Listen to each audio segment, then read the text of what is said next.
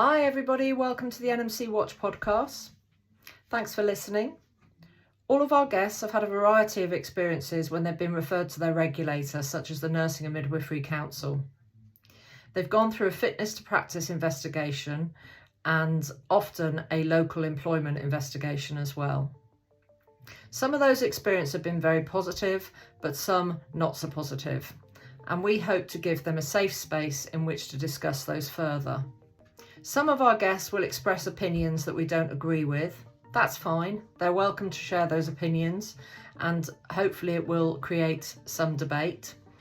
But although we may not share their opinions, we offer them a safe space in which to discuss how it felt to be referred, how they got through it, and how life is now they've got through the other side. Hi Barbara, lovely to see you. Hello Catherine. Hi, so welcome to our podcast. Just as an introduction, I'd like to introduce you to Barbara. Barbara was 63 years old when she was first referred to the NMC. The allegation was sexual assault. The referrer also contacted the police. The alleged incident occurred in 2018, and after 33 months, it concluded with multiple adjournments, and after 10 days over a 7-month period, the NMC produced an application to withdraw the case through lack of evidence. Whilst this was a huge relief to have the case closed, Barbara's case has taught us more about the conduct of the NMC legal teams and the need for better transparency around evidence. So thanks for joining us, Barbara. It's great to see you. And good to be here. Be great to just share with everybody your experiences, because it was a very difficult time, wasn't it? Could you just tell everybody a bit about your experience as a nurse before the actual incident happened? Right. I qualified later in life. I was fortunate to get on a postgraduate course of 2 years with Nottingham University, and I qualified in 2003. Did a rotational post, so 6 months gynae, and then I went into the A&E department. I quickly got what I really wanted to do, and that was to work in the community. But I still kept on doing bank shifts for A&E because I really enjoyed that work. And I continued to do that for some time until I moved down to Devon in 2010, and I fell into the world of NHS continuing care, doing assessments. So it was about finances, but the emphasis, I was working as a nurse and doing some very, very intense assessments. So I've held a lot of positions, responsible positions. Before I became a nurse, I worked in hostels, bail hostels. I worked for the probation service, and I was also an elected member on a local council and indeed on a county council as well. So I was a bit of a face in the community. So before your referral, had you had any experience of the NMC at all other than registering with them? Had you had any knowledge of how it worked? No, I knew nothing really apart from paying my dues and receiving the code of conduct and looking at that and obviously adhering to that code. No, I knew nothing of the how they deal with registrants when they get referred. No idea. And when you were referred, how did you hear about the referral initially? Right, well, it was almost about this time of year, and I had a letter actually from the company that I worked for. However, I'd left that company in the May, so I could see the heading of the company through the window in the envelope, and so I was curious, wondered what it was. And when I opened the letter, I was just astounded, really shocked, because it laid out that they'd had this complaint, and it simply said that I'd been referred to the NMC and to the police. So I wasted no time at all and contacted the company and spoke to one of the senior managers there. I was in a bit of a state, you know, I was really, and it almost comes back to you, that feeling of, you know, just what's going on here. And he was very good with me, and he said, I'll see what I can tell you. He said, but I'm guessing now that this will be about someone who's had the benefits cut as a result of your assessment. So he went away and he came back to me and he said, I was absolutely right, yes. And all he was able to tell me was the gender of the person and a rough age of the person. And he said, if I wanted to know more, my best thing to do was to call the NMC, which I did. You know, I think I had a cup of tea and, you know, took a few breaths and yeah, fortunately, I was able to get through to them quite quickly, which is a rare thing. Yeah, so that was how it all came about, really. Following that call, that the NMC enlightened me further and sent me some paperwork. And a couple of days after that, I had a telephone call from the police, their senior officer of the Sexual Offences Division, inviting me to the local police station to be interviewed under a caution, which was immensely scary, just to hear that. And you know, I saw my partner go quite ashen, and you know, he was just devastated for me. You know, we both wondered what was happening. You know, it was like, yeah, my whole world was shook up, really, just as a result of receiving this letter. And anyway, to cut a long story short, the police did their job. I was interviewed, indeed, under a caution in the company of a duty solicitor, and they dealt with it extremely professional, very, very swiftly. And within, I would say, 2 to 3 weeks, I had a letter saying that they found that I had no case there to answer, and that they were of the opinion that the case was financially driven. And so at that point, really, I thought, yes, well, you know, this is probably, you know, reaching the end. But no, because I didn't know anything about the NMC, that was not the case at all. So whilst, you know, I thought it was going to be all over very quickly, indeed, you know, it was best part of, you know, close approaching 4 years, really. That's an awful long with the time. whole thing. An awful long time, agonizing time. And during that time, did the NMC explain to you every step of what was going to be happening? No, and they simply would refer to the website. No, I spoke initially to someone in screening, and it was just all, as it is, really new to me. I'd never been faced with anything like this before. And it was then really, I came across the NMCWatch group over that Christmas.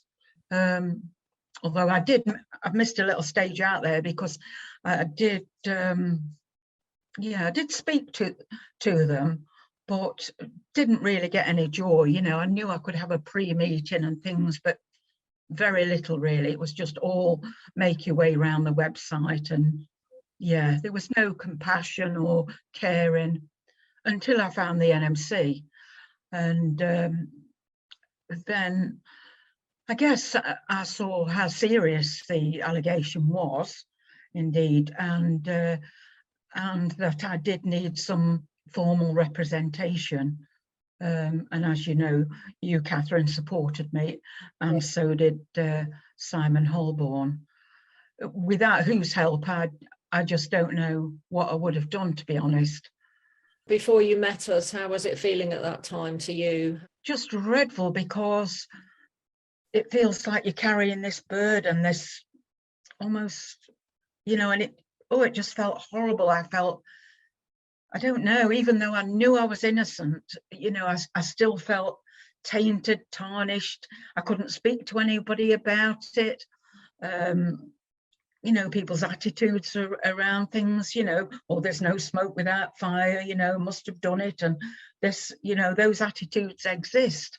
And so it wasn't until I found the NHS Watch group where I knew that there was other people in similar situations, and it was just such an absolute relief that you could talk about it openly, you could have a little vent, and yeah, without disclosing anything about the case. But you know, the comforting thing was that you wasn't on your own, and that I was going to be, you know, supported in a way that I had confidence.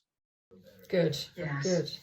That's good to hear that we were able to do that for you. So how did you prepare for the hearing eventually when it comes? How long did it all take for it to actually come to a hearing? I think we said, didn't we, about 33 months. But the actual alleged incident had actually taken place in the April of 2018. So, you know, and I actually left the company in the May. It wasn't the best job in the world, really. Was very isolated, and there was little support, really.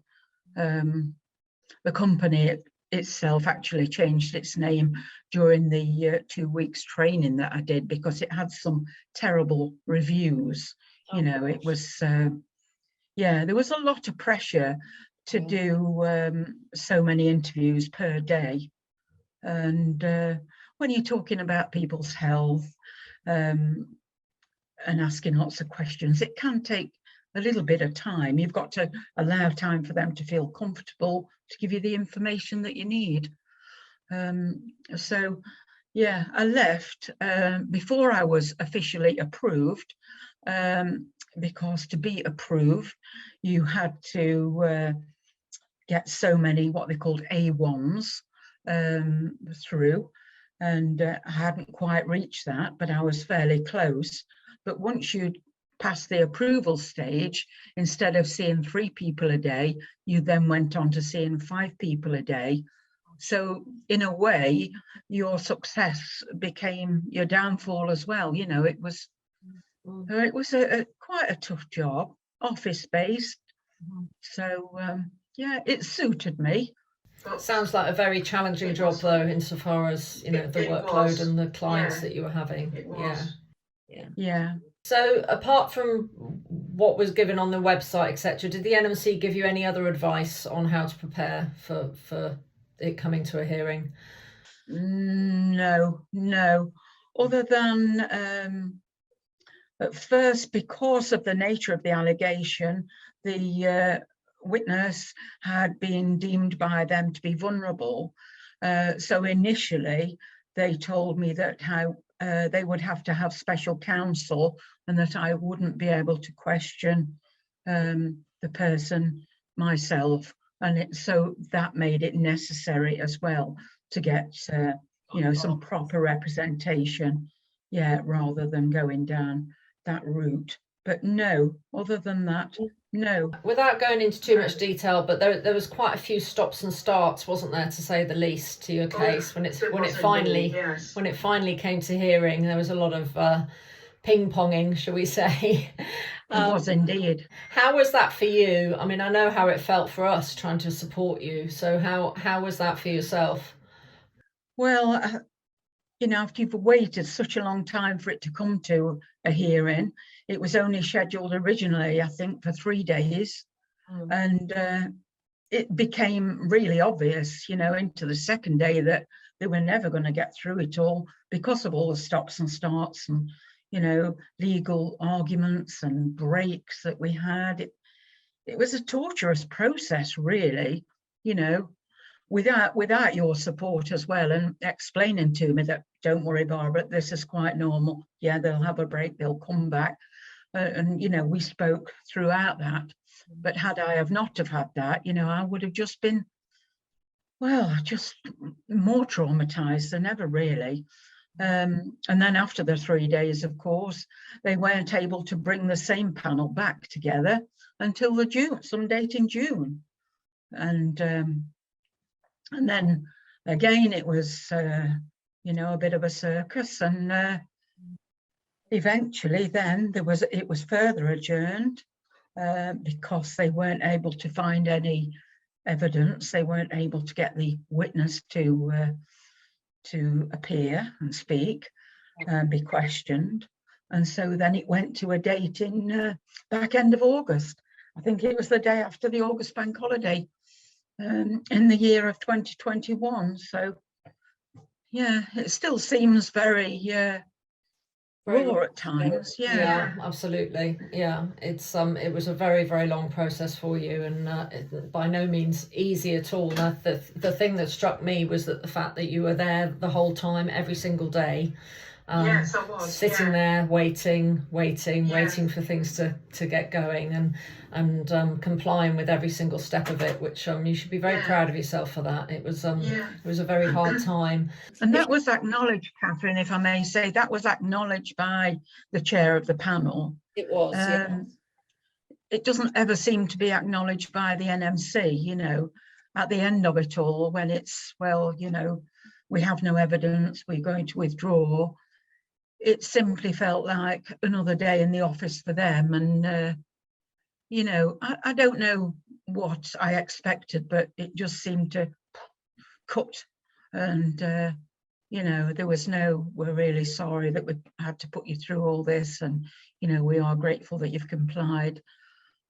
I don't know, it just kind of finished. You saw quite a difference between how the panel behaved and how the NMC themselves behaved.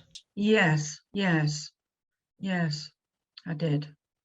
Okay. If you could talk to the NMC now, and I know you are trying to give gentle suggestions on how to improve things, if you could maybe give them 3 ways they could have improved how they handled your case in particular, what would you ask them to do better? Oh, I think the first thing would be around the deadlines. I think, I can give you a good example of after the 3 days in February, I think it was on your advice, Catherine, that I requested a subject access request, a SARS as we call it. And I think according to the NMC's guidelines, this should have been in my possession within something like 28 days. And so let's say I applied for that at the end of February. I know that I received that 4 days before the hearing began in June. And it was 2 huge boxes. I remember boxes that normally hold, I don't know how many reams of copy bond, 2 boxes, very, very badly photocopied, without any care. It wasn't really in any order. And so I had like 4 days to go through that really, and see if I could pull out anything that was relevant that I hadn't seen before. And indeed I did come across information that was good. Yeah, absolutely. And those SAR requests are really important, aren't they? Because they can help you fit the jigsaw puzzle and fit all the pieces into place. It's interesting that it only came a few days before your hearing. There wasn't much time to absorb it. I know. The other, I think they should act more professionally. By that, perhaps, I think the whole thing really fails at the investigation stage. And I never felt confident in the qualifications of the investigator. I know that I've got another case, but it was the same investigator in the beginning who was very flippant, referred to the referrer or the witness very often, by the first name. It was all seemed very informal with them. I didn't feel that they were professional at all, very difficult to get through on the switchboard. I didn't realise that that was outsourced, and that the people that answer the phone have got no idea who you're trying to get hold of. They don't know who they are. I could go on and on about this, but so the general way that they were communicating with you, you felt you were sort of on the back foot a little bit, and not. And the third thing is the anonymity. You know, as a nurse, your name goes on that website underneath the listings. Yes. You know, and then so people can, you know, it's there for anybody to see. And it's a shame, really, they can't use the same practice as what's in place with the police force. You know, their names wouldn't go on a website until they were found to be guilty. Yes. Whereas a nurse, you know, it's on there, whether it's misconduct or whatever, it's there for people to see. And, you know, we know how many cases as well get thrown out, or, you know, no case to answer, no evidence. It's a massive intrusion on your personal life, and like you say, for something that hasn't yet been proven, it seems a little bit excessive to have those names appearing on the website. Maybe that'll change. Who knows? Hopefully. Hope so. I think that's the whole thing really with the NMC, in that you are considered guilty to begin with. You know, somebody's written something about you, and they just seem to run with it really without. And that's how it feels. It feels like you're. That's how it feels. You've got to prove a negative. You've got to prove yourself innocent. And that's certainly something that a lot of people tell us, unfortunately. You mentioned there that your second case is going on now. How long has that case been going on? Yes, I had a bad time in November 2018, because it came up within weeks of each other. So it's still going on, So. Gosh. Okay. Are there any similar themes? Are there any similar themes to how your first one was dealt with and how this is being dealt with? Well, yes. With regards to the deadlines, in fact, the second case actually started off in London, and when the investigator left, I didn't know until I had a phone call from this chappie up in Edinburgh. So it went up to the Edinburgh office, and then it came back down to the London office. No, so that was just so prolonged. Communication again, basically. Communication, the deadlines are just so painful, you know, and they'd say, we'll get back to you, and nobody ever does. Or, you know, they got this nasty habit as well of sending stuff out to you on a Friday afternoon, you know, and then you're left with that agonizing worry all weekend until you can either get to speak to somebody or they can read your email. So it's all very frustrating. We took that issue up with Andrea Sutcliffe, didn't we, about the communication on weekends, bank holidays, you know, leaving people hanging, and there has been a promise to make sure that is avoided as much as possible. So hopefully something good will come from that. I know you've asked, one of the things you've asked from the NMC is to be able to voluntarily remove yourself from the register. Can you just explain to people listening why you want to do that, why that's important? It is important. You know, at the beginning of this, we said that when I was first referred, I was 63. I shall be 68 in January. Boy, does time fly. When you're having fun or not? I haven't actually worked since November 2018. I haven't worked. I did stop paying my registration fees beginning of 2019. Nothing was said about that. You know, you can do that, but you're still, you know, they're still on your case, sort of thing. But I have, as well as completing the voluntary removal form, I did write a couple of pages of A4 explaining that there won't be any time when I will want to continue nursing, or I'm in receipt of state pension now. I also, for the last 6 months, I've been caring for my elderly mother. So I really, I don't have the time. I don't want to work again. Yeah.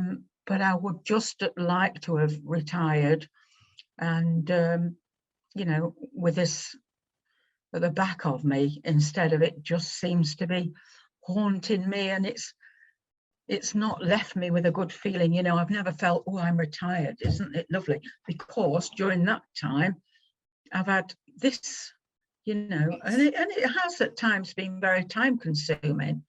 I know it probably seems a bit of a bizarre concept to people that aren't in the profession or haven't been through fitness to practice, that we're not in charge of our own PIN as such. It's almost like it's on loan to us, which we understand that.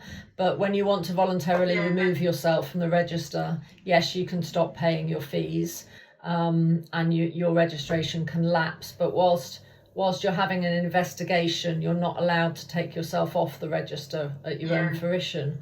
And that seems almost a little bit cruel, that there can't be some compromise to be able to be reached, that doesn't negate anything that's gone on, but obviously allows you to bow out gracefully almost. I do wonder whether some of the people's cases that we see on the NMC website, whether some of the ones that have not attended, whether they've just literally bowed out, if you like, and whether they may have wanted to remove themselves. So have you had any response from the NMC about removal? No, only to say that they know that they wouldn't let me do that, because they say that I've not accepted the full facts of the allegation, and that they consider my fitness to practice to be impaired by reason of misconduct. But, I'm not going to practice. I think, certainly what registrants, well, I wouldn't have had any clue, but, this is money. And, you question then, why are the NMC pursuing this? It's going to cost an excessive amount of money. I do believe, Catherine, I think you've got some estimates on my last case, which was a staggering amount of about 31,000, and this is registrants' fees. Yes. They really should be accountable. For a case to have been closed without any evidence. It's just not right. And I mean, there is no sanction. I've already seen the sanction bid that they would like to put on me, and that would be conditions on my practice. But what is that if I'm not going to practice? It just seems an absolute farce. Yes. It really does. When they could be pursuing someone else, but they just don't let go. Another, I've been looking at. I look at the NMC logo, and they say they're fair. Well, they're just not fair. They're not fair at all. They're not kind. They're certainly not kind. I think I've evidenced that. But they're not collaborative either, which they say they are. Because, why didn't they collaborate with the police over my first case? And then, surely, a lawyer would have seen through that. The police did. So why didn't an NMC lawyer see that? They are ambitious, and I think they are, because they want to get as many cases, and they want to win. They want to win. But I would say to anyone that's up against the NMC that not to ignore it, to participate as much as possible. I think one thing that has come out of the COVID pandemic is now that a lot of the hearings are, where possible, they are virtual. Yes. Because if not, I mean, it would have cost me an absolute fortune if I'd have had to have gone off to Cardiff for my hearing. It's not just travel, you've got to pay for accommodation, and you are left Somewhat, I'm quite fortunate, but you can be left, financial. It can have a financial impact. It impacts on your family, can impact on your mental health because you get depressed and anxious and all the rest of it, and indeed your physical health. You find it takes over and you're perhaps not looking after yourself the way that you should. Some people would ask, why don't you just walk away? Why don't you stop paying your fees, ignore the process and just walk away? What would you say to that? No, I think we have to defend ourselves. As nurses, we're good advocates for patients, and so why not be a good advocate for yourself? You should always fight for fairness and justice. We can't allow them to get away with it. We have to fight our corner. It's important for your story to be heard, isn't it? And it's important for people to know what the truth is. Yes. Yeah. And as you proved with the first case, you proved that it wasn't justified, and it was false for it to have come forward. So there's no reason why you shouldn't be able to do that again. It's just a shame that you have to, really. Okay.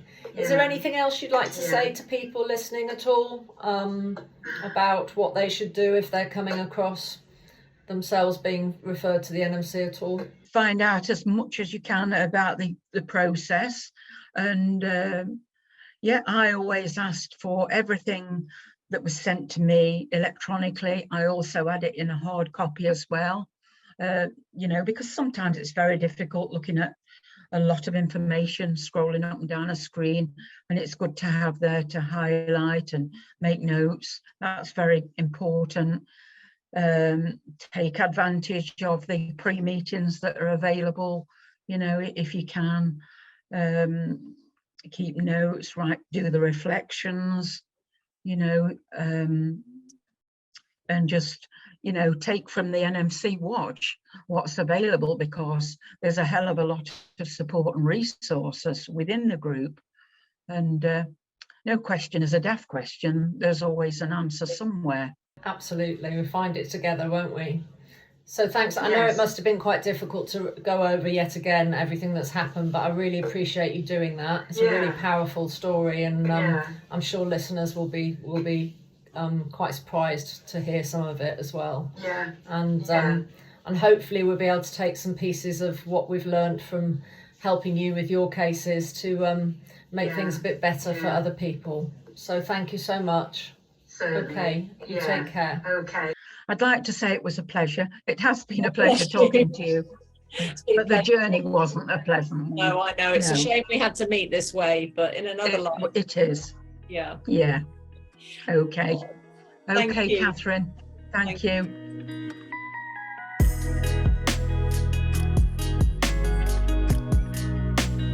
Okay, so we hope you enjoy listening to us, and we'll look forward to hearing your feedback soon. Bye.